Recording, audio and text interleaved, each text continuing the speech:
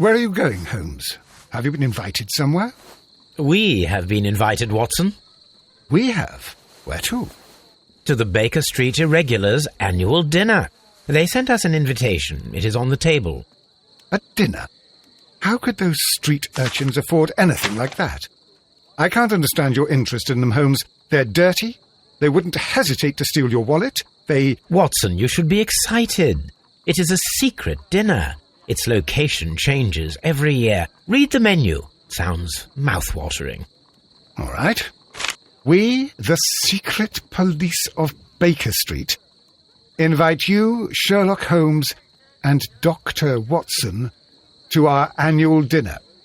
Menu, entree, frozen rat head salad. Is this a joke? Not at all. Pray continue. Main course, sow's udder in Danny Nutcracker's way. Sounds disgusting, Holmes. Hedgehog goulash. Street turnips in homemade juice. And it goes on. I can hear them on the stairs now. Oh, we can't go there. We can't eat that. Watson, you'll hurt the feelings of those poor children. We have to go.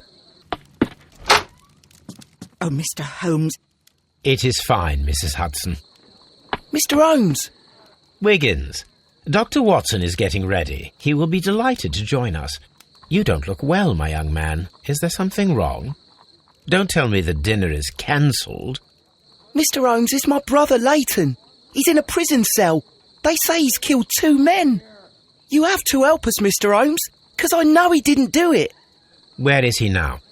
From what I've heard, they took him to the yard, and they gave him a good beating already. You know what they're like. They'll hang him. They won't look any further. Holmes, we have to help him. Well, and forget about the dinner. Wiggins, I'll take the case. You're fantastic, Mr. Holmes. I'll be waiting for you at the crime scene. You'll be there, right? It's on Half Moon Street in Whitechapel. Very well.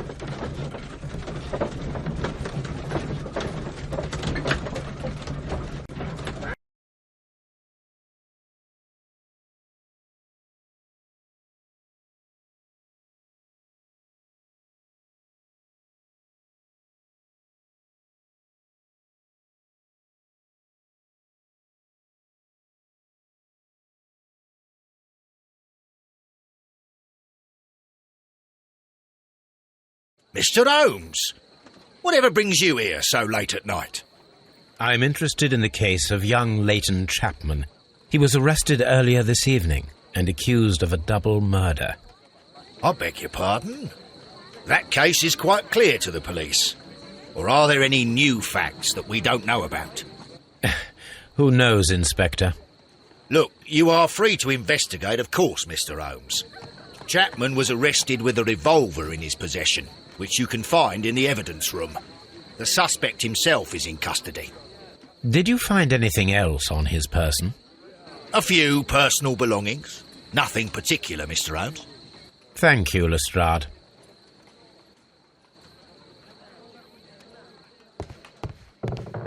I'm always wondering what's on your mind.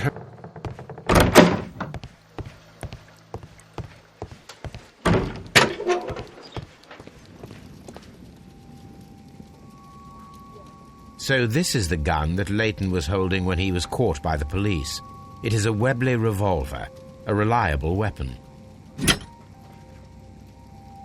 It seems as though the shells were not removed from the cylinder.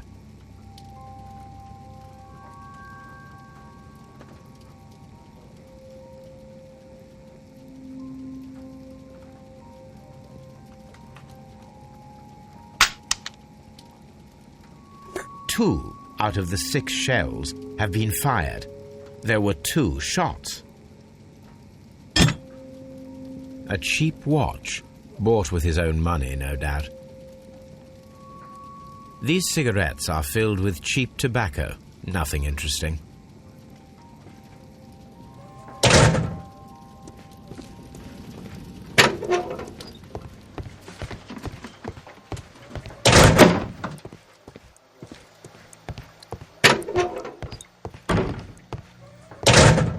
Please escort this suspect for interrogation.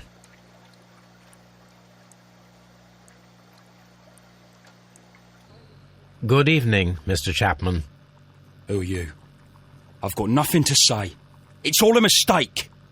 Calm down, Leighton. I have come here to help you. To find out if you truly are innocent, as your younger brother Wiggins has told me. My brother? You know him? Then that means you're... Sherlock Holmes. Oh, blimey. All right, Mr. Holmes. I'll tell you everything. Good. Tell me your account of what happened. I left my work and I hurried up to see the fireworks in Whitechapel.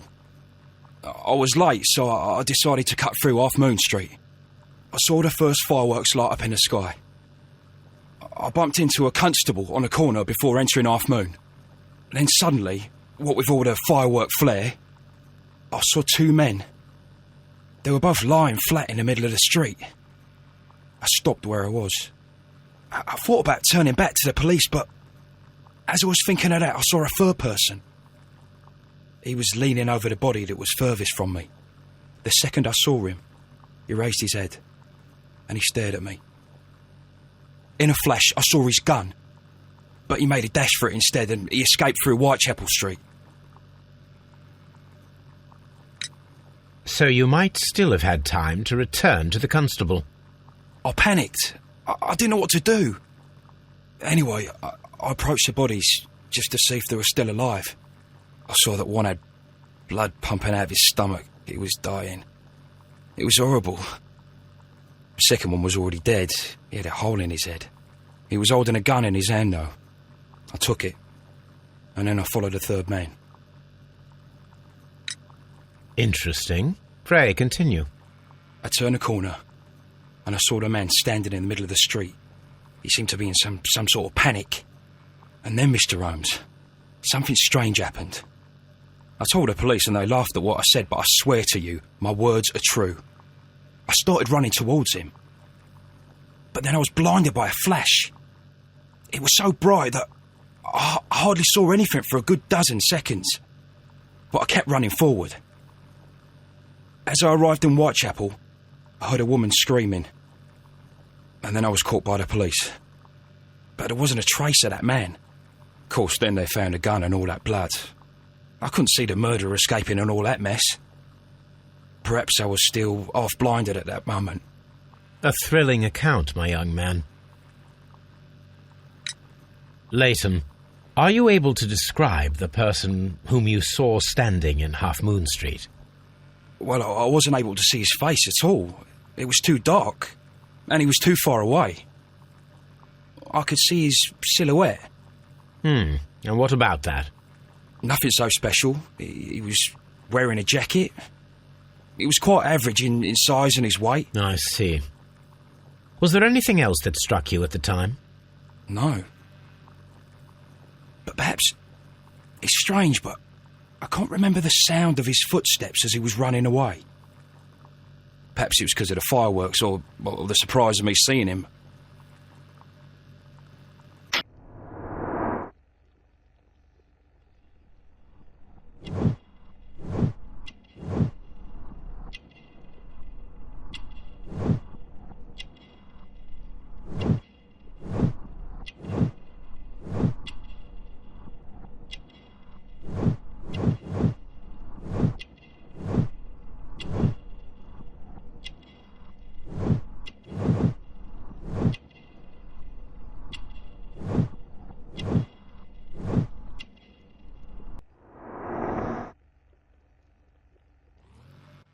we shall see you soon, young man.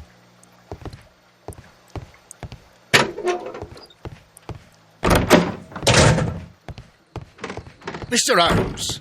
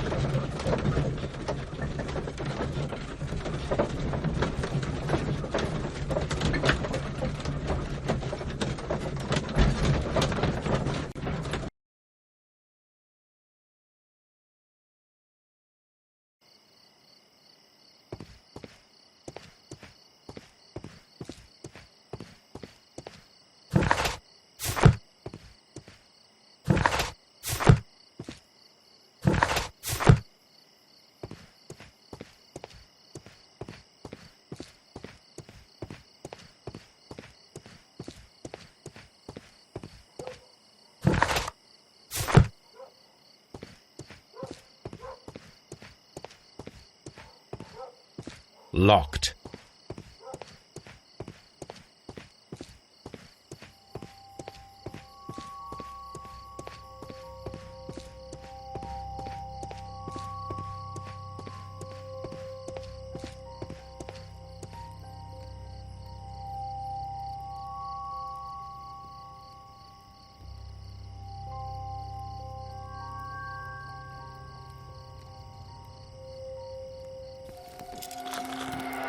Please, gentlemen, leave the scene now. Oh, Mr. Holmes, is that you? Good evening, Constable... Constable Marrow. I was here with Inspector Aberline during the Ripper case, Mr. Holmes, back in '88. But then this is nothing like that case. With this one, we've got the murderer, the weapon, and the statements, which speak for themselves. Of course, Marrow. But you know that appearances can sometimes be deceiving. Who were the victims? The two men here, both shot. The stab fellow was Brian Vercotti, a well-known ruffian. The other, Kenneth Butler, a jeweller by trade. You spoke of statements. You have witnesses? Well, I was there, so I gave my own statement. And then there were two other witnesses who said they saw the killer Chapman. Mr. Turner, a gentleman who lives in that flat over there, and Polly Powell, a flower seller who was over at the far side of the street. So, Constable Marrow, I should be delighted to hear your testimony. I was standing at the north side of Half Moon Street. That was the side that you came from. But you would have been unable to observe this part of the street, where we are standing now. That is correct. But I saw the two victims slowly enter Half Moon Street, and then shortly after, the fireworks started. A few minutes after that, the fellow Chapman rushed towards me and ran into Half Moon Street. Please continue. I didn't pay attention, but suddenly I heard a woman's cries and police whistles on the other side of Half Moon Street. I rushed over there and I saw the two dead bodies on the ground. When I reached Whitechapel Street, I saw Leighton Chapman. He'd been caught by two police constables. Did you hear the shots? I didn't hear any shots. The fireworks were all over the sky. They were so loud I couldn't hear anything else. What were the fireworks in honour of, Constable? Well, today's Queen Victoria's birthday, Mr. Holmes. Yes, I appear to have lost track of the days. It is May now, of course.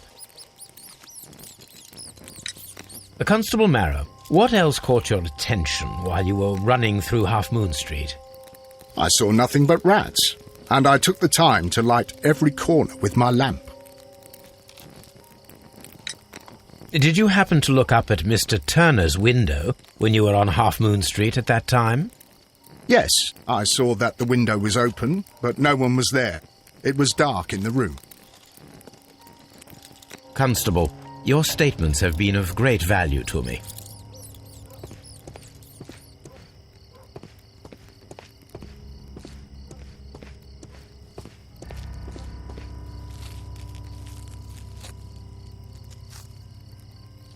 He tried to stop the bleeding with his hand. Death was not instant. The bullet penetrated his stomach, a dreadful wound.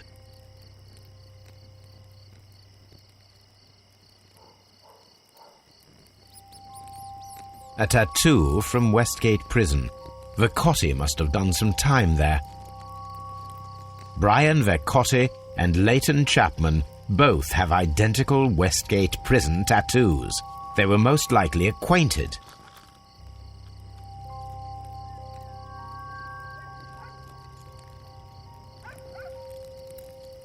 Brian Vercotti suffered greatly. What a terrible way to die.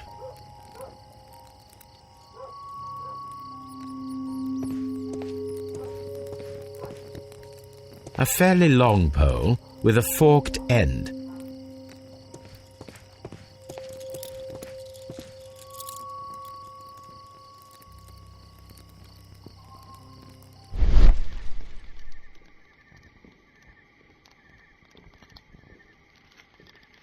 A piece of wood that has stuck between the cobblestones.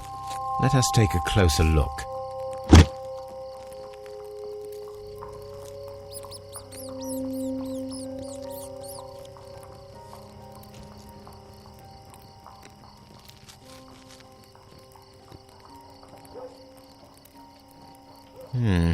This shard of wood is quite new.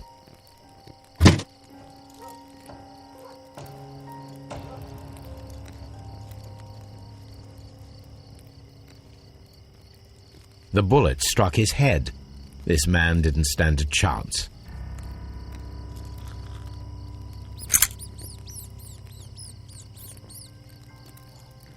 This is an ordinary key. I wonder what kind of door it opens.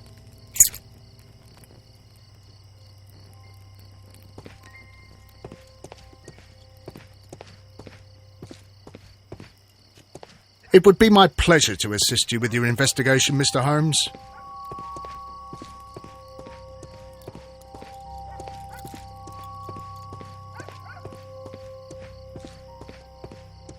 I'll do anything to save my brother, Mr. Holmes.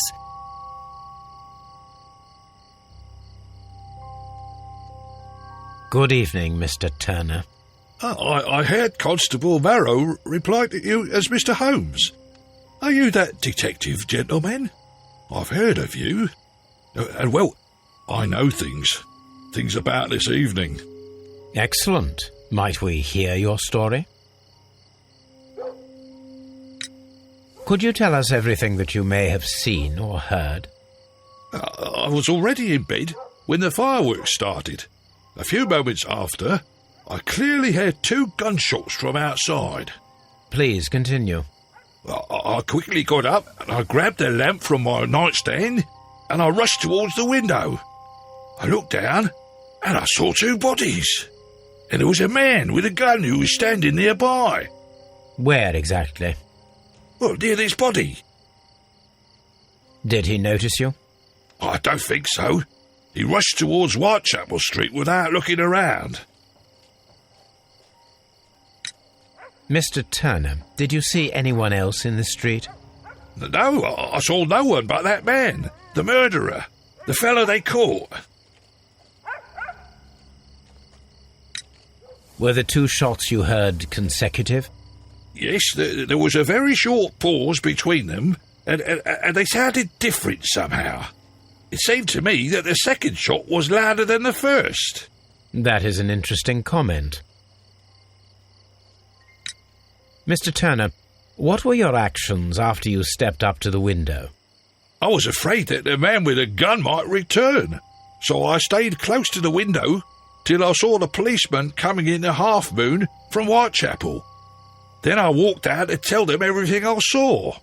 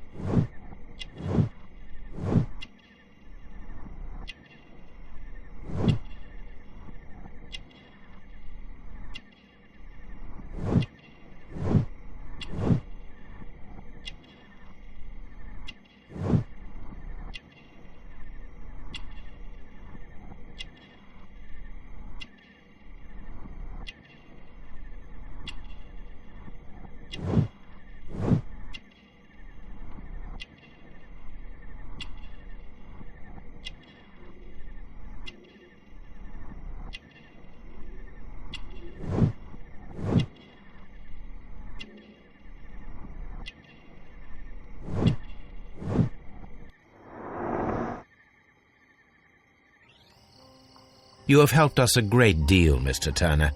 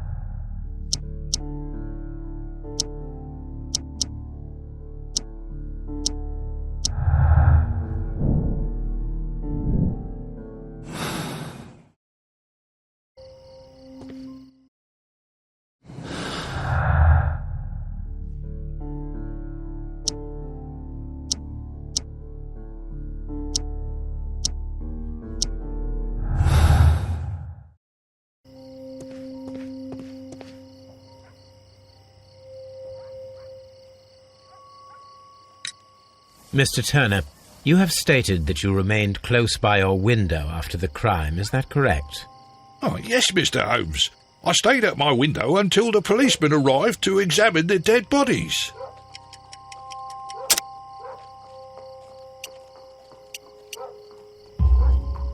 That is very interesting, Mr. Turner.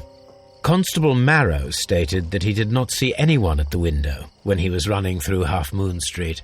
Well, I think Constable Marrow and me, we might have been distracted by the whistles and shouts coming from Whitechapel. We could have missed each other somehow. You understand what I mean? It was a bit of a stressful moment, to tell you the truth, sir. Allow me to form my own theories, Mr. Turner. Would you mind showing me the view that you had from your window? Not at all, Mr. Holmes. Please, follow me. Mr. Turner appears to live very modestly.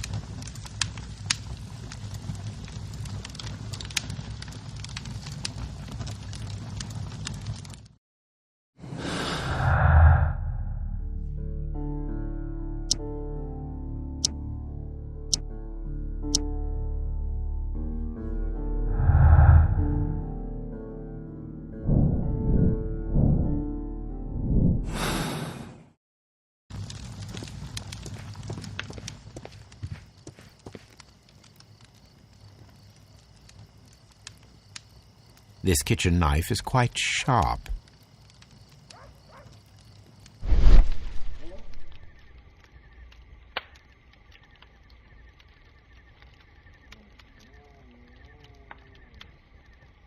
There are pieces of shredded paper scattered over the table. This kitchen knife was used to cut the paper.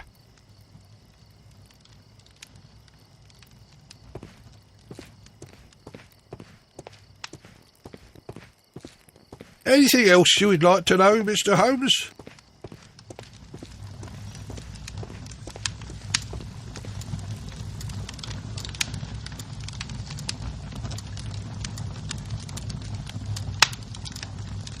This fire is dying out. It was last tended to over an hour ago.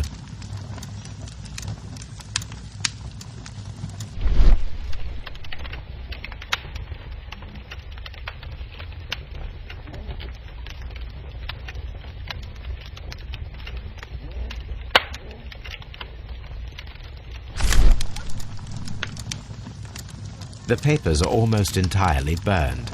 I am unable to see what's written here.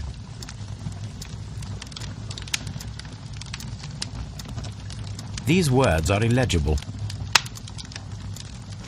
The papers were thrown into the fire just a short while ago.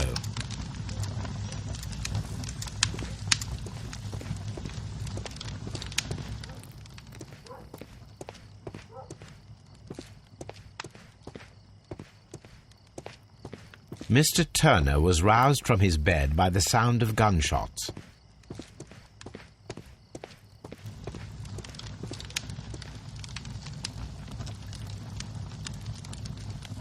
The books on this shelf are in a mess. It looks as though Mr. Turner was trying to find something in a hurry here a short while ago.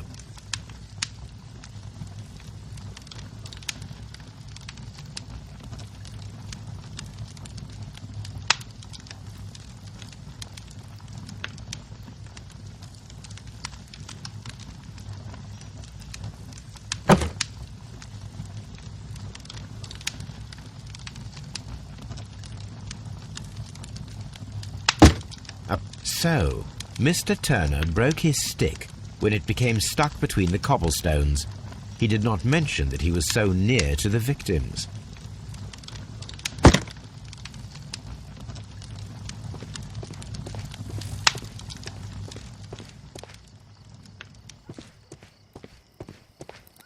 Anything else you would like to know, Mr. Holmes?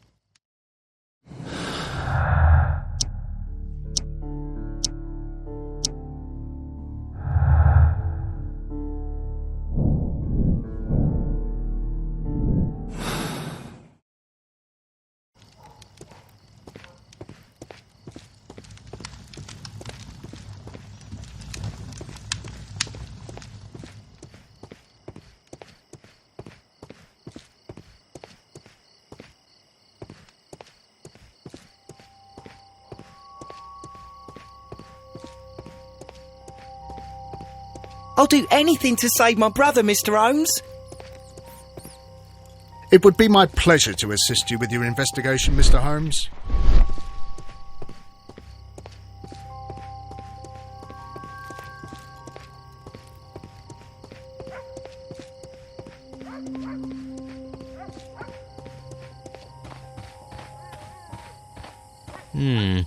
This mirror is turned towards Half Moon Street.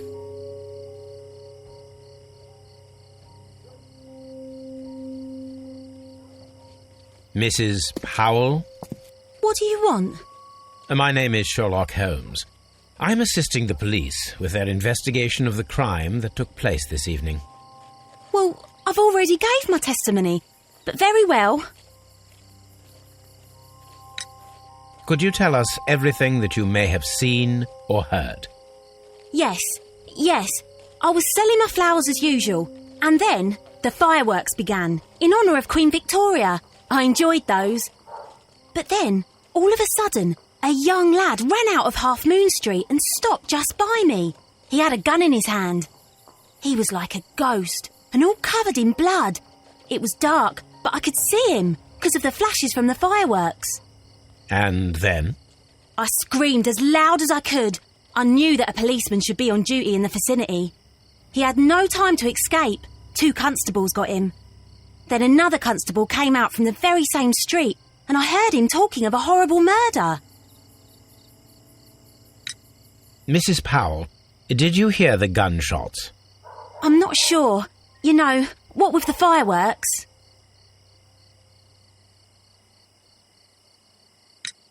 Did you see anyone else leaving Half Moon Street, prior to or at the time of the crime? No, sir, I did not. Even with all the fireworks, I was very attentive, as I'm always on the lookout for customers. My thanks to you, Mrs. Powell.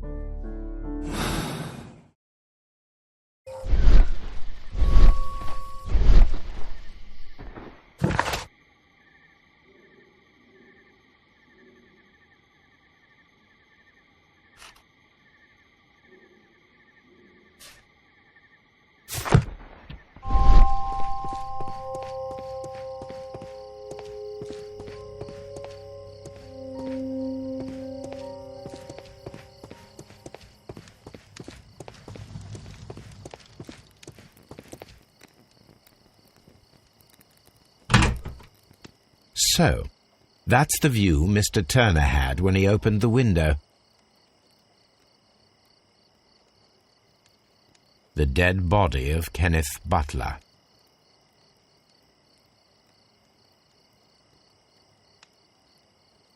Brian Vercotti's contorted corpse.